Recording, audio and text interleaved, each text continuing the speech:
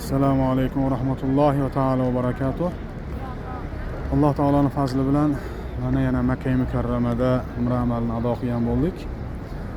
Hozir bomdod namozini o'qigandan keyin duo qilib o'tirib, ahli Falastinga, Quddus ahliga duo qilib, shu o'rinda men o'sha haramda atrofida o'tirgan joyim ayni payg'ambarimiz Nabiy sallallohu alayhi vasallam zamonlari, Rasululloh sallallohu alayhi vasallamni hayotlarida payg'ambarliklar boshlangandan keyin Makka ahlini payg'ambarlikning 10-yilidan boshlab 13-yilgacha iqtisodiy blokada deb qo'yiladi, ekonomik blokada. Shunday bir holatda Rasululloh sallallohu alayhi vasallam u zotga ergashgan sahobalar, iymon ahllari va hattoki Rasulullohga iymon keltirmagan bo'lsa ham Rasulullohni urug'laridan, qabilalaridan bo'lgan kimsalarni Makka ahli ekonomik blokada qilib qo'ygan edi.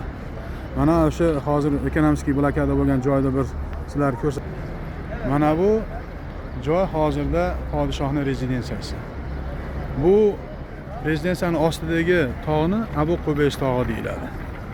Mana bu tomonga qarasangiz, xuddi eski Makka ko'z o'ngingizda ko'rinadi.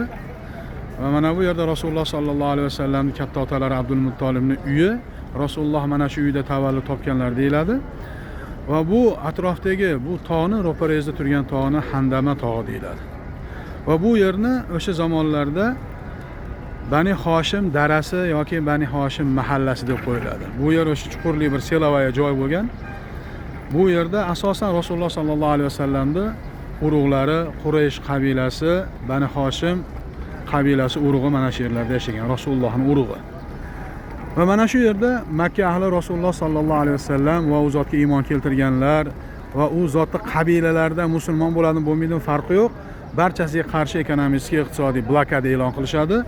Hattoki savdo sotiq ham bo'lmaydi. Xuddi andachiliklar ham o'sha kunlarda tarix qilinadi.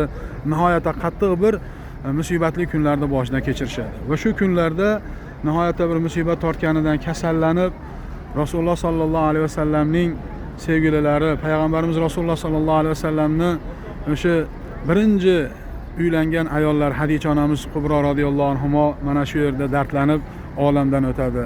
Amakilari Abu Talib mana shu yerda qiyinchiliklarga chidamasdan, uni musibatlaridan ko'p tomondan siqilgan holatida mana shu yerdagi qiyinchiliklardan, ekonomik blokada sababli dunyodan o'tadi.